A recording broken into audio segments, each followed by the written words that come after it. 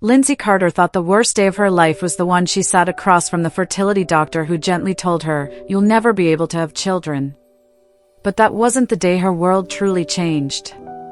That came just hours later, when her phone rang, and a voice on the other end said, "Your friend Tessa Monroe is asking for you. She might not make it." Lindsey rushed to the hospital, where Tessa, her wild, beautiful, stubborn best friend, lay broken and dying. And with what little strength she had left, Tessa looked Lindsey in the eyes and whispered, "Promise me you'll take care of my baby." That promise would cost Lindsey everything: her marriage, her home, the life she thought she was building.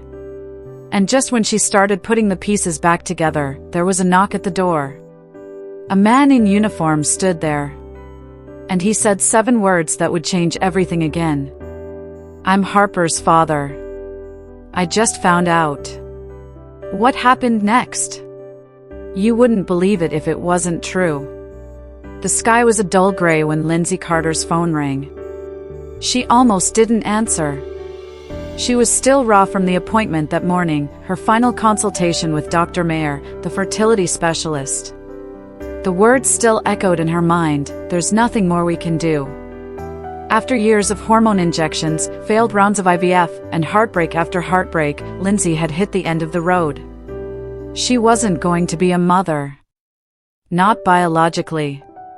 Not ever. She was sitting on the edge of her bed, staring blankly at the unopened baby book on her nightstand, when the phone buzzed again. An unknown number. Something in her gut told her to pick up. "Ms. Carter," said a strained, professional voice. "This is St. Agnes Medical Center. You're listed as the emergency contact for a Tessa Monroe." Lindsey's heart stopped. What happened? "There's been an accident. She was hit by a drunk driver, side impact. She's in critical condition. She's been asking for you repeatedly. Can you come right away?" Lindsey didn't remember the drive to the hospital. Only the trembling in her hands as she gripped the steering wheel, and the constant drumbeat of fear pounding in her chest. Her best friend. Her person. Her other half since college.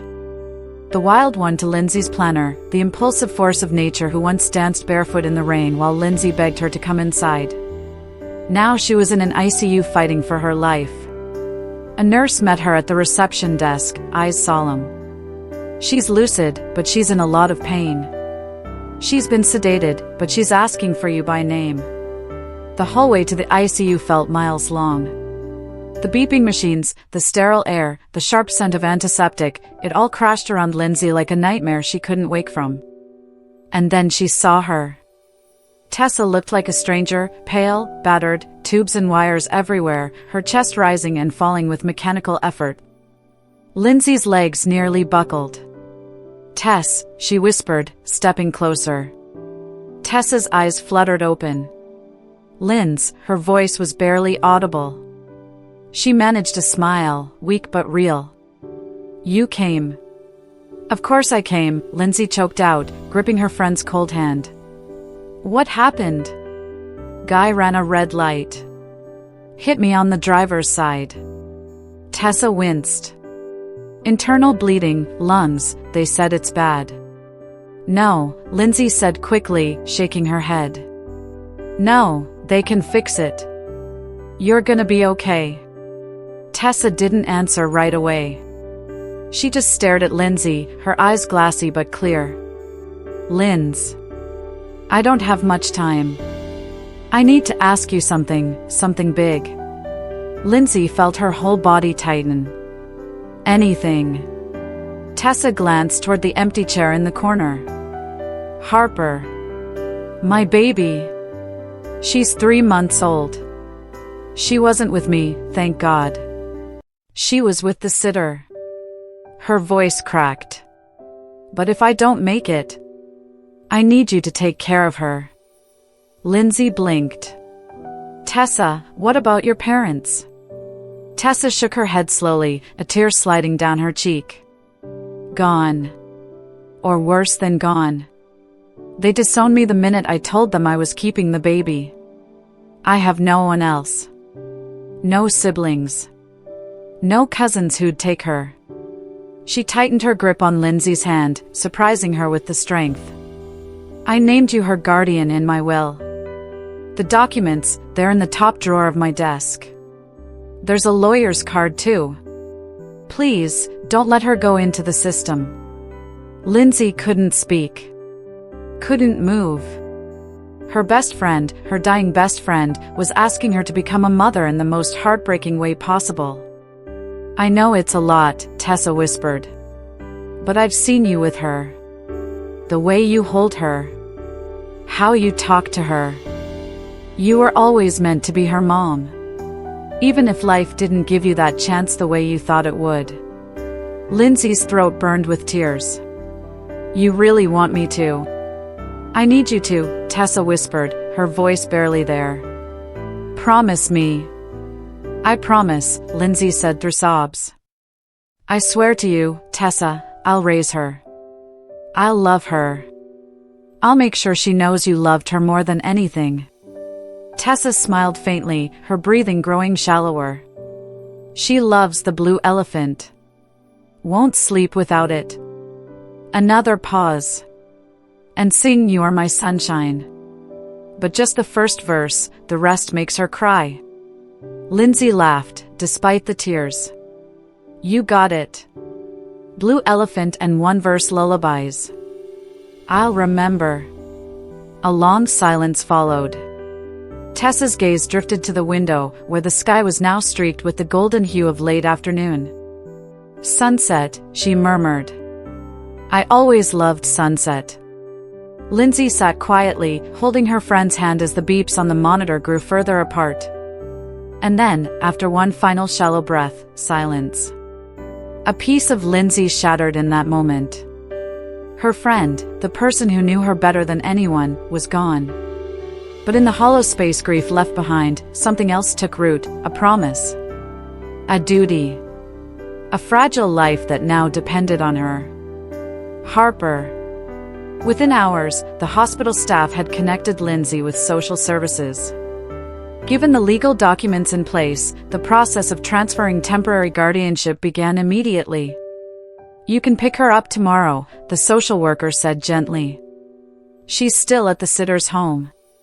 You'll need formula, diapers, a crib, basic things.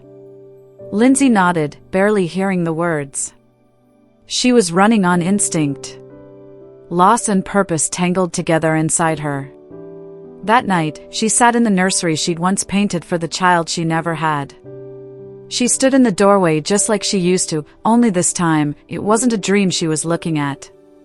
Tomorrow, this room would finally have a baby in it. But not the one she imagined. A different child.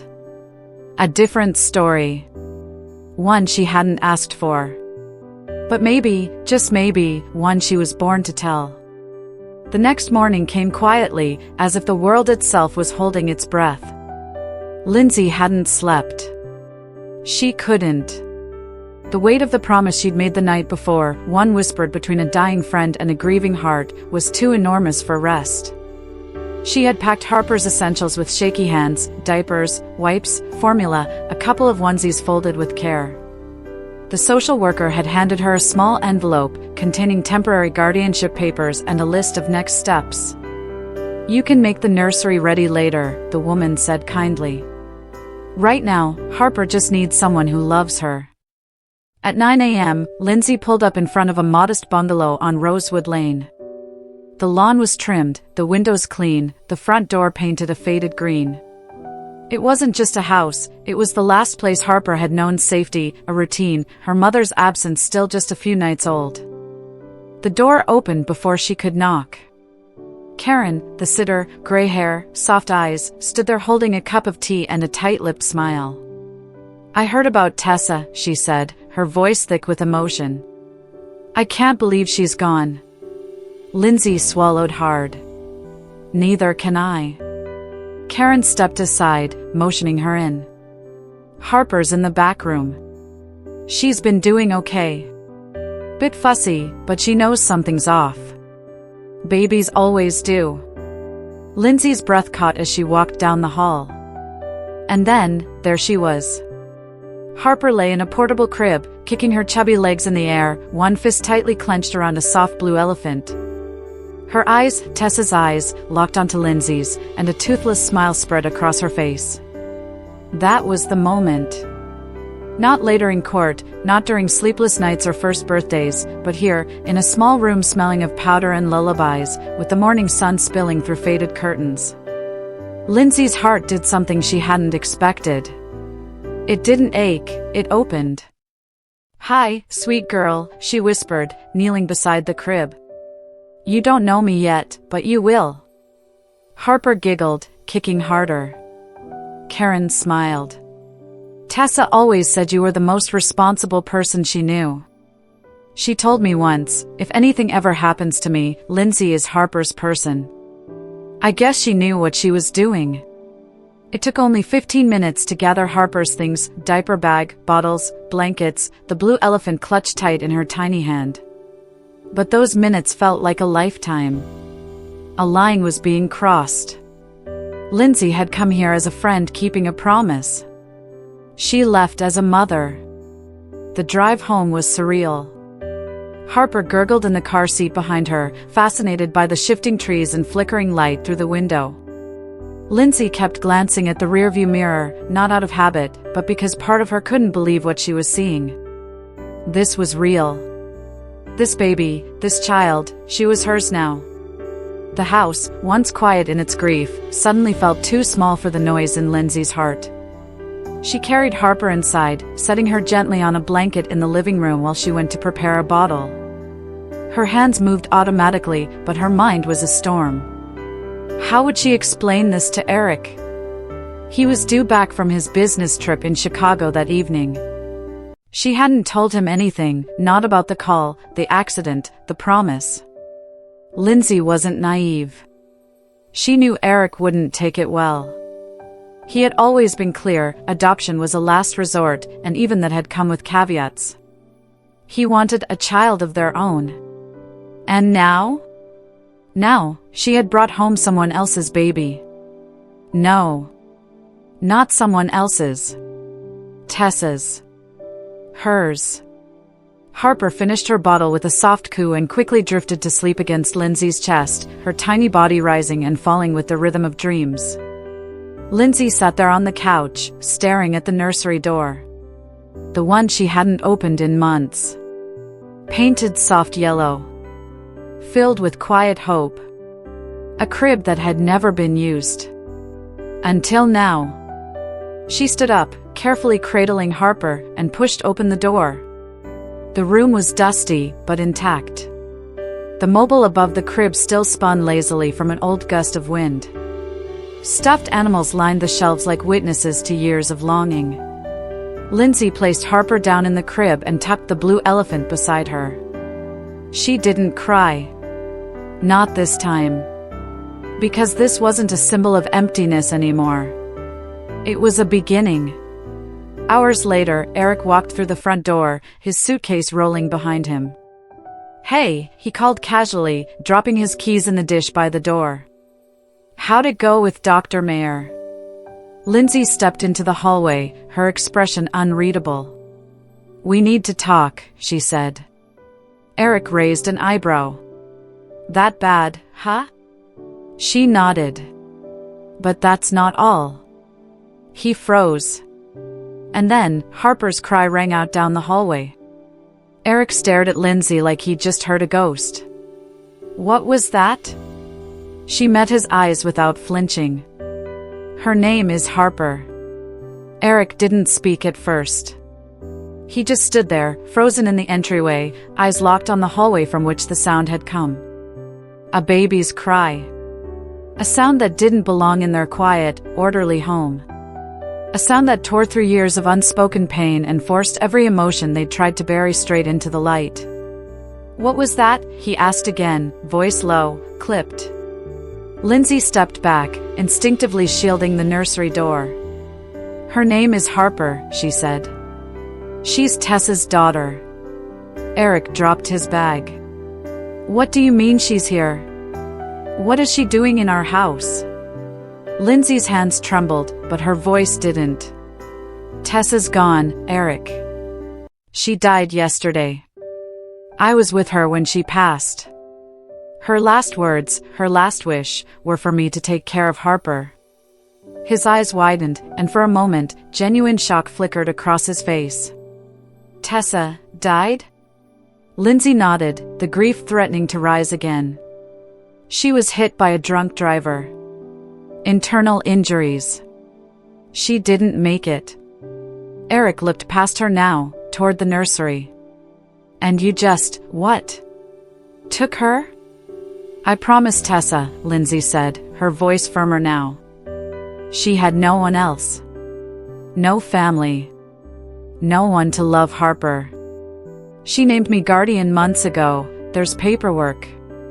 So that makes it okay to bring someone else's child into our home without talking to me? His tone sharpened. You didn't even call me, Lindsey. Not a text. Nothing. She was dying, Lindsey snapped. There was no time for a strategy meeting. She trusted me. And I made a promise. Eric ran both hands through his hair, pacing the living room like a man trying to outrun something. We've spent years trying to have a child. We've gone broke chasing fertility treatments. And the moment you find out it's not going to happen, you go out and grab someone else's baby? She's not someone else's.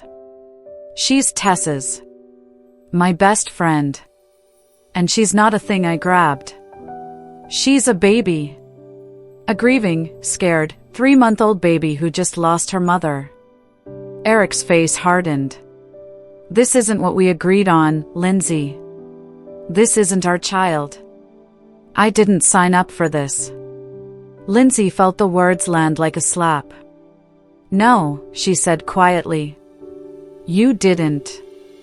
But maybe that's the problem. That night was a storm of silence and slammed doors.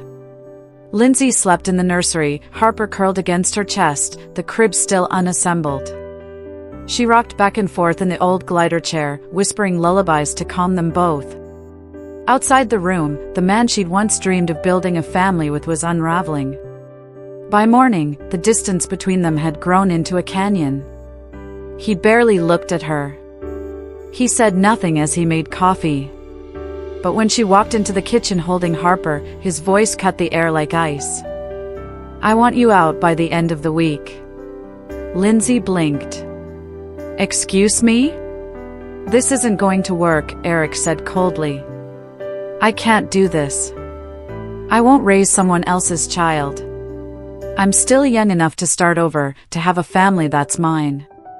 Lindsey stared at him, disbelief bleeding into sorrow. We've been together 7 years, Eric. 7 years of love, struggle, loss, and this is where you draw the line? A baby who needs us.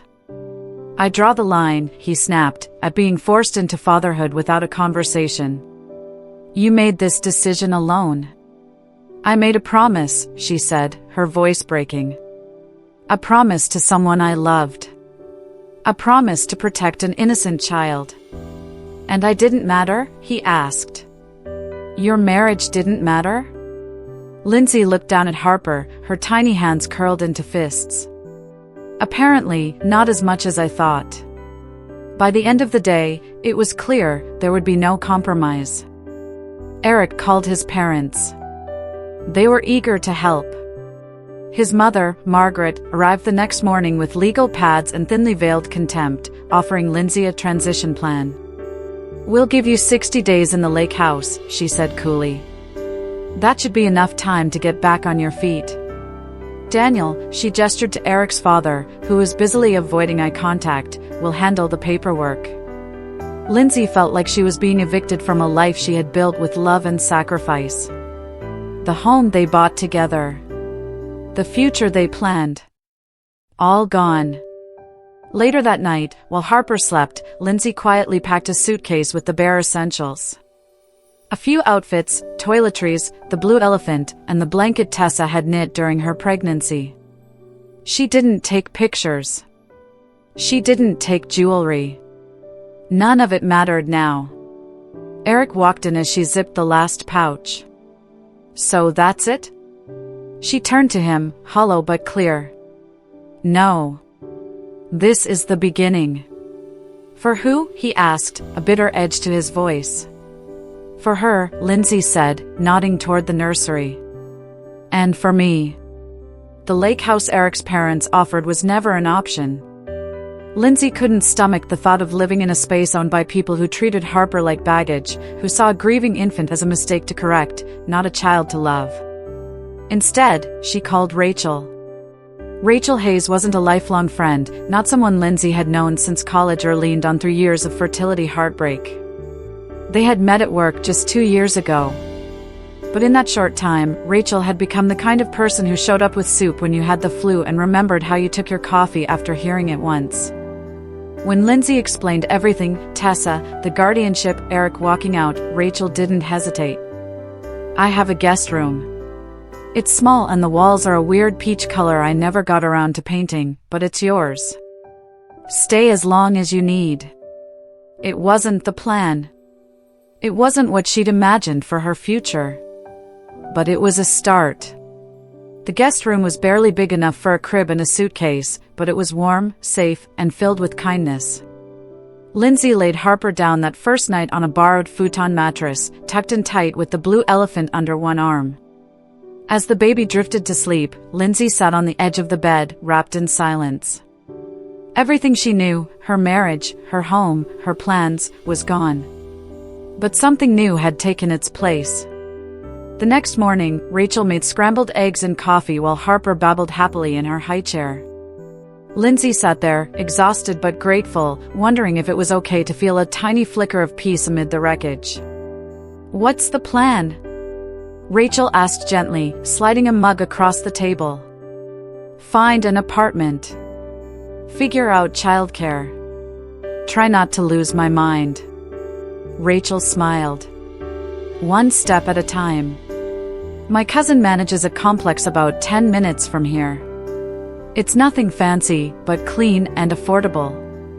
I'll text her. Lindsey blinked back tears. I don't even know how to thank you. Start by surviving, Rachel said. Then we'll talk about paint colors. That same afternoon, Lindsey visited the apartment complex.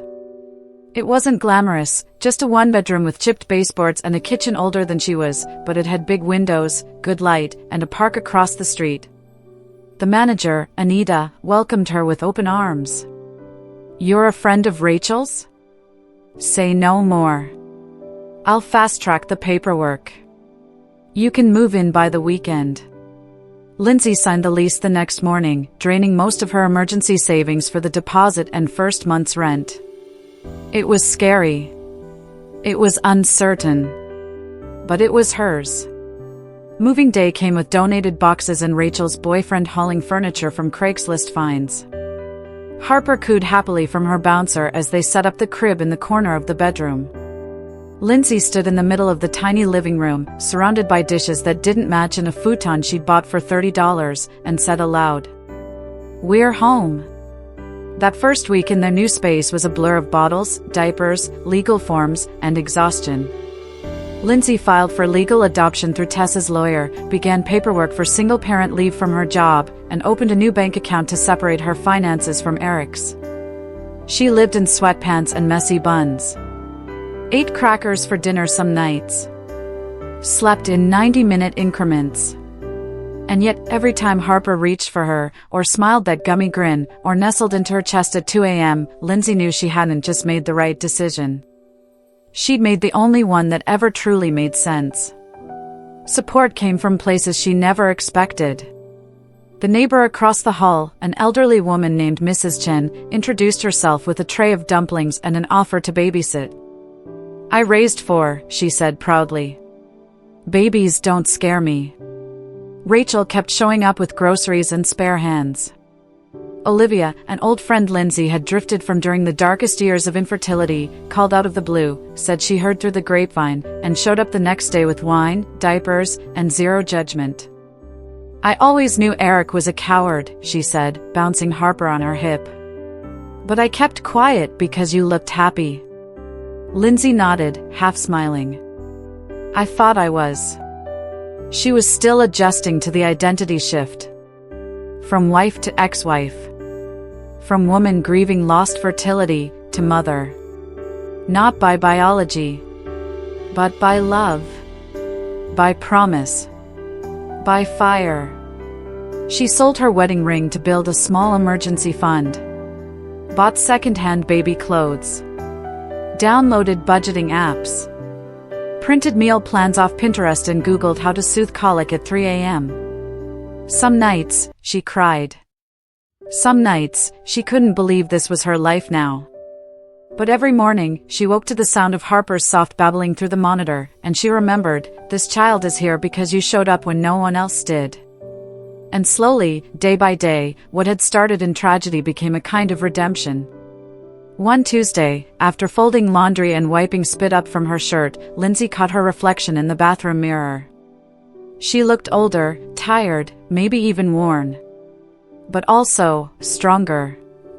She didn't recognize the woman in the mirror. And for the first time in a long time, that was a good thing. It was a Tuesday afternoon, late spring.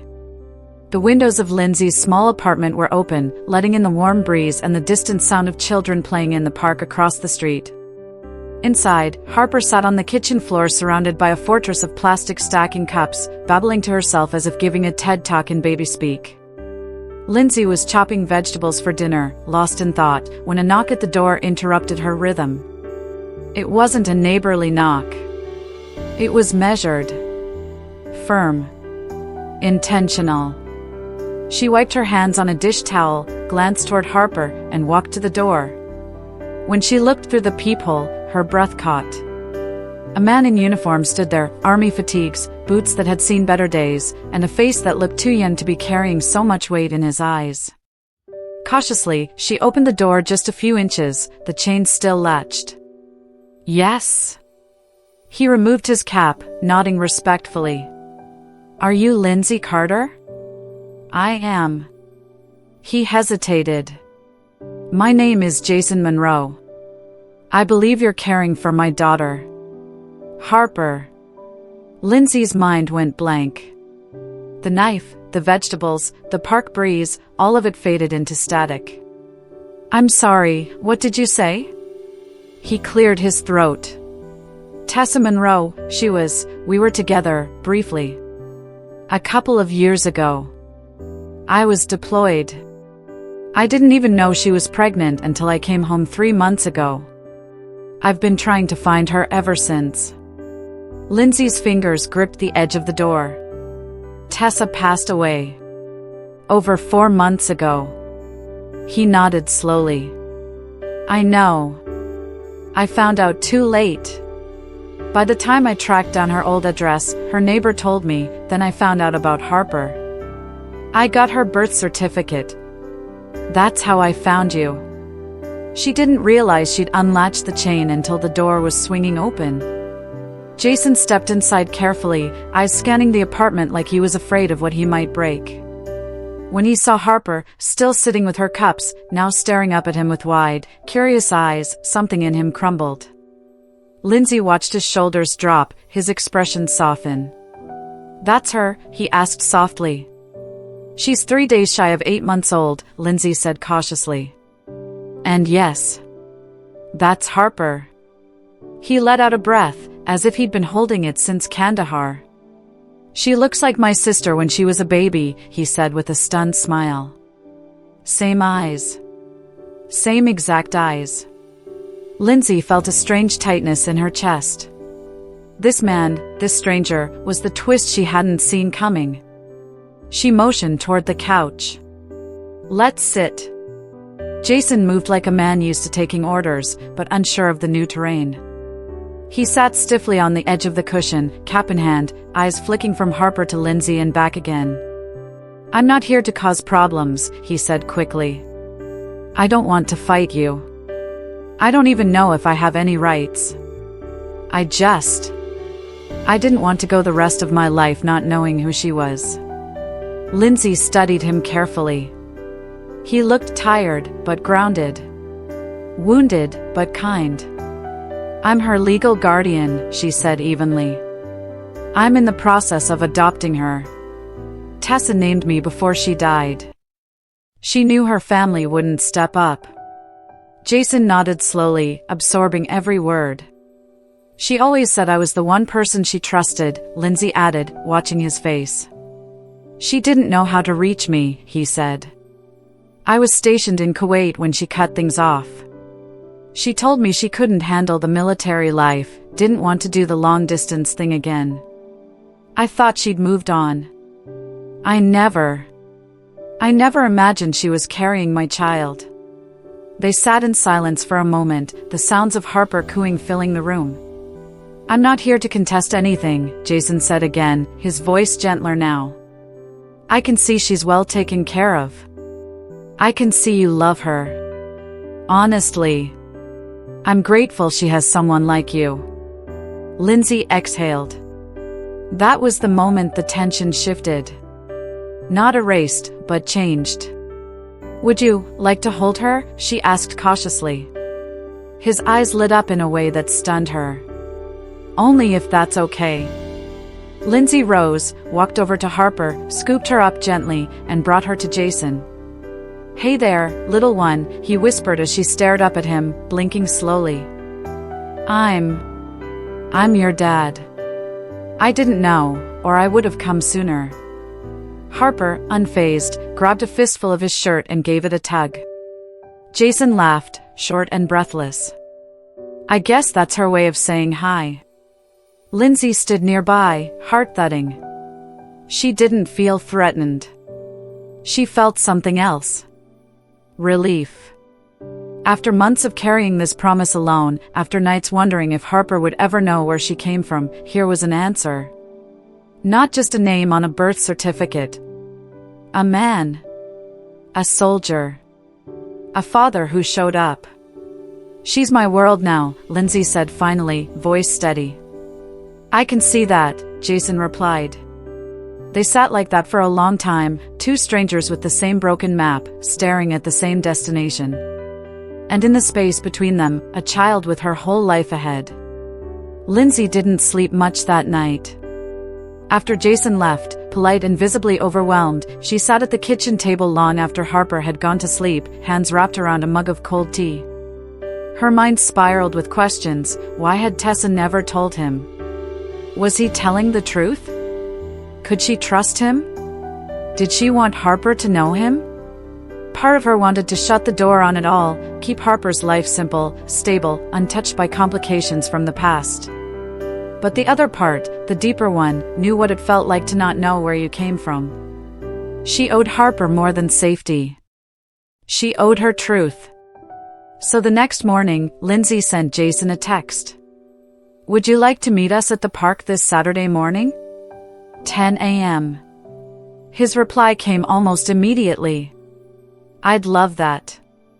Thank you. The first visit was cautious. Lindsey brought a blanket, snacks, sunscreen, and every ounce of her protective instincts. Jason showed up with a small pinwheel that spun in the breeze and a nervous smile. He kept his distance at first, kneeling to Harper's level, letting her approach him in her own time. She's gotten so big, he said softly as Harper toddled toward him, eyeing the pinwheel with curiosity. She has Tessa's laugh. Lindsey didn't answer. She just watched.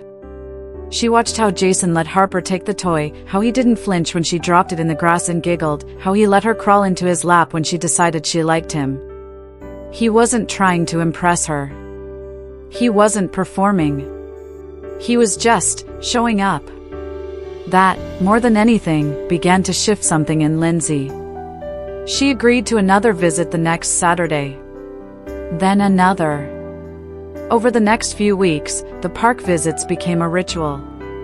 Every Saturday at 10 a.m., Jason would be waiting by the gate, sometimes with bubbles, sometimes with a picture book, once with a small bottle of soap that Harper spent an hour trying to open and close with laser focus. He never asked for more. Never pressed for extra time or demanded changes to Lindsey's schedule. He never even brought up custody. Instead, he followed Lindsey's lead.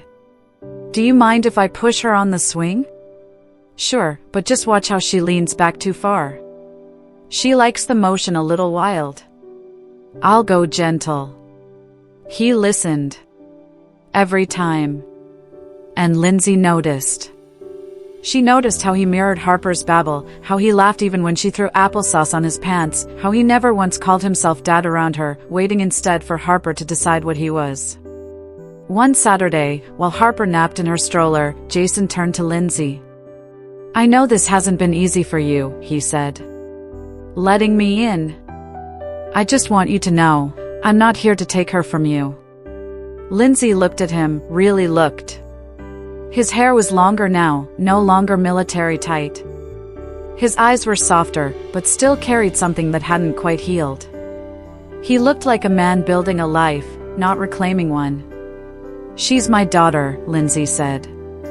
But she's your daughter, too. I can't pretend that's not true. And I wouldn't want her to grow up wondering where she came from. Jason nodded. I'm not asking for rights or labels. I just want to know her. To show up.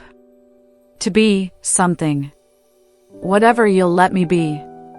That sentence stayed with her for days, whatever you'll let me be.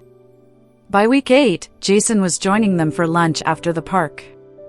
He started helping with Harper's stroller, wiping her sticky hands after snacks, holding her when Lindsey needed both arms to grab a diaper or fix a spilled drink. One afternoon, Harper fell asleep in his arms on the walk home. Jason didn't move for 20 minutes. He just sat there, on the park bench, her head against his chest, his hand gently stroking her back. She does this thing, Lindsey said softly, where she hums in her sleep. Almost like she's dreaming of music. Jason smiled. She gets that from Tessa. She used to hum in the shower. Drove me nuts at the time. Lindsey laughed, genuine, surprised by the warmth in it. You loved her? She asked. Jason was quiet for a long time. I think I could have. If we'd had the time. They walked back in silence after that, Harper snoozing peacefully. But something had shifted between them, subtle, but real. A fragile kind of trust had taken root. That night, as Lindsey watched Harper sleep, she thought about how much had changed in so little time. A few months ago, she was a woman who had just lost everything, her dreams of motherhood, her marriage, her best friend. Now she was a mother. A single mom, yes, but not alone. Jason wasn't just a visitor anymore. He was becoming something else. Someone who belonged. Not just to Harper. But, maybe, to them both. It was a quiet Thursday afternoon when the email came in. Lindsey was sitting at her tiny kitchen table, Harper napping in her crib, the soft rustle of wind filtering through the window. The subject line was simple. Adoption proceedings, court update. She clicked. The message was from her lawyer, a kind, capable woman named Sandra who had helped Lindsey navigate the legal guardianship after Tessa passed.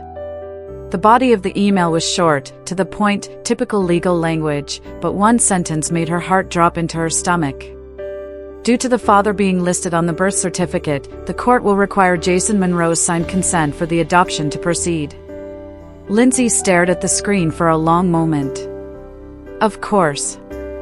Of course this wasn't going to be simple. She wasn't afraid Jason would fight her. He had been nothing but respectful since day one. But still, adoption, legal rights, custody. These were heavy words. The kind that had the power to pull everything apart. She picked up her phone. Can you come by tonight after Harper's asleep? I need to talk to you about something important. Jason replied within minutes. Of course. I'll bring coffee. He showed up at 8 o'clock on the dot, as usual. Lindsey had already tucked Harper in, a warm bottle in her belly and the blue elephant nestled tight against her side. The apartment was dim and quiet, a lamp glowing in the corner, the kind of lighting that made hard conversations feel slightly softer. Jason handed her a paper cup, then sat on the couch, eyebrows knit with concern. What's going on? Is Harper okay? She's fine, Lindsey said, sitting across from him. It's about the adoption. He leaned forward, coffee forgotten. They're ready to finalize it, she continued, but because your name is on her birth certificate, the court needs your formal consent. Jason let out a breath. Right. Makes sense. I wasn't sure if you'd be okay with that. He looked at her then, not just at her face, but into her. The kind of look people give when they're about to make a decision that will change something forever. Lindsey, he said slowly, I meant what I told you the first time we met. I'm not here to complicate Harper's life. Or yours. You're her mom. You've raised her. Loved her. I've seen it. He paused. I'll sign whatever you need me to sign. A mix of relief and disbelief washed over her. Really? Really, he said without hesitation. But there is one thing I'd like to ask. She tensed, just a little. I'm not asking for custody, he said quickly. Not even shared. Just, could I still be listed on her records as her biological father? For medical history, school records, whatever. And maybe, over time, we talk about what involvement looks like. I don't want to interfere. I just don't want to disappear either. Lindsey sat with his words for a long moment. There was no edge to them. No threat. Just quiet honesty. You don't want to contest the adoption, but you want to be acknowledged. He nodded. That's it. And involvement? Whatever you're comfortable with, he said. Even if it's just birthdays and playgrounds. Even if it's only through you for a while. She's your daughter. You're the captain, I just want a seat on the deck. Lindsey let out a breath she hadn't realized she'd been holding. Okay, she said finally. We'll make it official. I'll tell my lawyer. Jason smiled, not big, not triumphant. Just warm. Thank you, he said. For trusting me. She looked at him, really looked, and for the first time since that first knock on her door, she didn't see a stranger. She saw a man who had been dealt a surprise and chose love over conflict. She saw Harper's future, more complex, maybe. But fuller. Safer. Held by more than one pair of hands. We're not a traditional family, she said softly, but I think we're the right one for her. Jason nodded. She's lucky to have you. No, Lindsey said, smiling now. I'm lucky to have her. And with that, two people, once strangers, now something much closer to family, sat quietly in the soft evening light, the paperwork between them not a barrier, but a bridge. Co-parenting wasn't something Lindsey ever imagined she'd be doing, especially not with a man she'd met at her doorstep in military uniform, months after her world had already turned upside down. But somehow, it worked. Saturdays at the park turned into Sunday morning breakfasts. Jason learned Harper's bedtime routine, how she needed to hold the blue elephant tight against her chest, and how she'd only fall asleep if someone sang the first verse of You Are My Sunshine. He never tried to replace anyone. He just showed up, again and again, in ways that mattered. He started picking Harper up from daycare on Thursdays when Lindsey worked late. Sometimes he stayed for dinner. Sometimes he brought dessert. And sometimes, when Harper fell asleep early, the two of them would sit on the couch, not saying much, just existing in the quiet comfort of people who had survived a storm together. Lindsey stopped waiting for the other shoe to drop. For once, life didn't feel like it was about to collapse. It felt like it was unfolding. It was a Monday when the past came knocking. Lindsey was back at work, Harper thriving at daycare, Jason texting updates and baby photos with captions that made her laugh at her desk. She was walking out of a strategy meeting when she spotted him, leaning against a brick wall across the street from her office. Eric. Same tailored suit. Same crisp hair. But something about him looked smaller now. Deflated. She hadn't seen him in over a year. He straightened when he saw her, trying to smile. Lindsey. I've been trying to reach you." She kept her distance. "I got your email." I didn't respond for a reason. He looked down, then back at her with a flicker of vulnerability. "I've been thinking about us. About everything. I made a mistake." Lindsey's arms folded, more from instinct than anything else. "I didn't come to argue," he continued. I had to say it. You were right. About Harper. About all of it." The apology hit her like a warm wind, unexpected, but no longer needed. "I'm glad you realized that," she said simply. "But I've moved on." "Is there someone else?" There it was, the question he really came for. She thought of Jason. Of Saturday mornings and blueberry pancakes, of late-night baby monitor check-ins, and the way he always knelt to Harper's level to talk to her, like she was the most important person in the world. "There's someone who shows up," she said. "Every time." Eric's jaw tensed. He nodded, then looked away. "I just thought maybe we could." "No," she cut him off gently. "You walked away, Eric. And I built something beautiful in your absence. You don't get to step back in just because you're lonely." He opened his mouth, but she was already turning to leave. "Take care of yourself," she said over her shoulder. And she meant it. But that chapter was closed. For good. That evening, Lindsey stood in the doorway of Harper's room, watching as Jason lifted her out of the crib and settled her against his shoulder. She'd had a nightmare. Nothing major, just the usual toddler kind. He rocked her gently, whispering softly, "Shoo, I got you. I'm right here." Lindsey watched from the doorway, arms folded across her chest, heart full in a way that had nothing to do with romance and everything to do with trust. When Jason stepped into the hallway, Harper asleep against him, he looked at her. "You okay?" She nodded. "I saw Eric today." Jason raised an eyebrow. "How'd that go?" "He wants to start over," she said. "But I told him it was too late." Jason didn't respond right away. He just kept rocking. "Was it hard?" Lindsey shook her head. Surprisingly, no. They stood there in the hallway together, the air still, the house quiet. Then Jason said, almost too softly to hear, "You deserve someone who stays." She looked up at him. "And Harper does, too." A few weeks later, Harper's second birthday rolled around.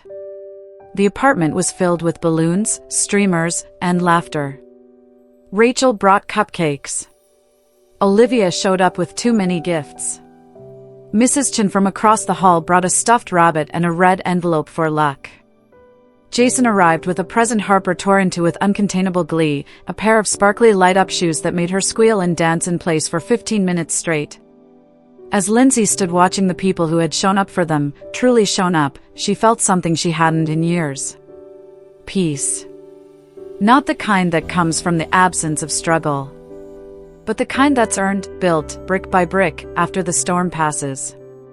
When the party was over and Harper was finally tucked into bed, Lindsey and Jason stood by the kitchen sink, washing dishes together in companionable silence. "Thank you," she said suddenly, without turning around. "For what?" "For staying," she whispered. Jason reached for a plate, then looked at her. "I never had anywhere better to be." And in that moment, just a quiet kitchen, 2 sets of hands, and the soft glow of a birthday candle flickering on the counter, Lindsey realized something extraordinary. She hadn't just found healing. She'd found home. The apartment had never felt smaller, or louder. Lindsey stood in the center of it all, surrounded by colorful balloons, paper streamers, and the joyful chaos that only a toddler's 3rd birthday party could bring. Harper darted between legs and furniture, a glittery princess crown slipping sideways on her head, her new sparkly backpack bouncing on her back as she squealed with delight. Jason was crouched by the cake table, lighting candles shaped like a 3, while Rachel tried to keep the birthday girl from blowing them out early. Olivia was snapping pictures like she was on assignment for People magazine. And Lindsey? She was smiling so hard her cheeks hurt. This wasn't the life she planned. But somehow, it was everything she never knew she needed. After the cake had been cut, the presents unwrapped, and the last balloon popped, accidentally, but to Harper's delight, the apartment slowly began to empty. Guests trickled out with hugs and see-you-soons. Rachel lingered to help load the dishwasher.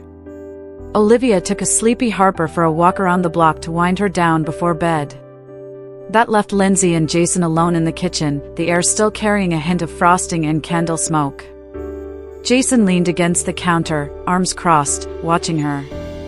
"You throw a pretty great party." She smiled.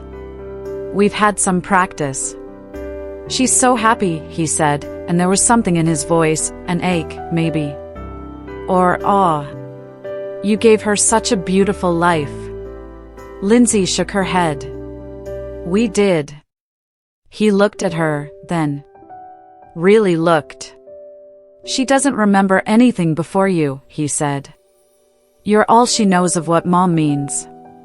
"She's my heart," Lindsey whispered. There was a pause. A moment suspended in time.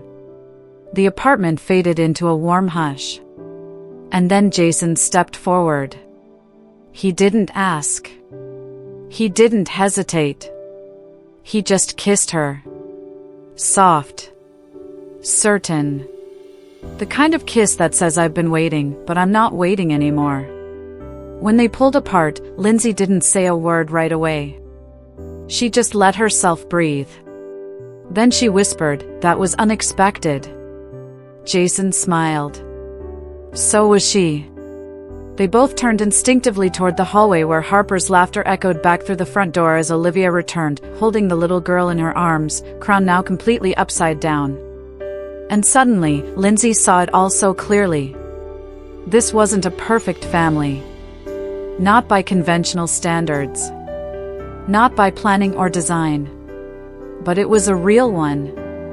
Built on second chances and quiet resilience. On diapers and lullabies. On Saturday mornings in the park. And promises made at the edge of heartbreak. Later that night, after Harper had drifted off to sleep in her now too small crib, which they kept simply because she refused to let it go, Lindsey stood in the doorway, the soft hum of the baby monitor crackling faintly in the background. Jason stepped beside her, shoulder brushing hers. "She's growing so fast," he murmured. "She is," Lindsey agreed, eyes glistening. He looked at her again. "You okay?" She nodded. More than okay. They stood there together, no need for grand speeches or declarations. Just presence. Steady. Simple. Earned. 1 year earlier, Lindsey had stood in a courtroom, hands trembling as a judge declared her Harper's legal mother. Jason had stood just behind her, silent but solid, the man who could have contested it all but didn't, because he chose what was right over what was his. Today, Lindsey knew what that choice had given her. A daughter. A family. And love, the kind that comes not with fireworks, but with folding laundry together at midnight and sharing smiles over a toddler's spaghetti-stained grin. As she turned off the hallway light and walked back into the living room, she paused for just a second to take it all in. The scuffed floors. The scribbled artwork on the fridge. The stuffed animals overflowing from their bin. The man on her couch folding a paper crown and failing miserably. This wasn't the life she planned. But it turned out better. So much better.